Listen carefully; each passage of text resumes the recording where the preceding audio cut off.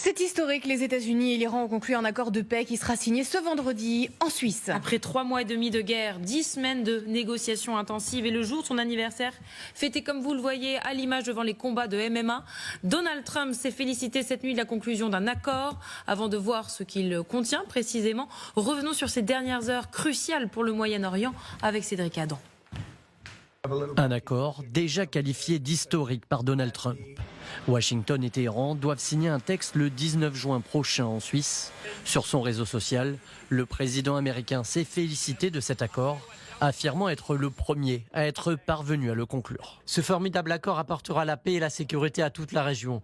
De nombreux présidents ont tenté de faire la paix avec l'Iran et tous ont échoué. Les dirigeants de la région ont trouvé un président capable de les aider à instaurer une paix véritable. Confirmé par la télévision iranienne, cet accord prévoirait notamment la réouverture du détroit d'Ormuz, la levée du blocus naval américain et des engagements iraniens sur le nucléaire.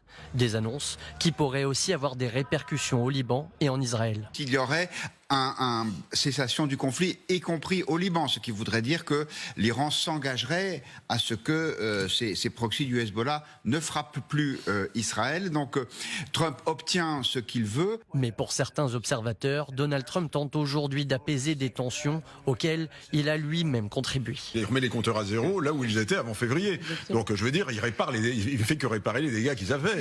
Le vice-président américain J.D. Vance est attendu vendredi en Suisse pour la signature de l'accord et n'exclut pas la présence de Donald Trump.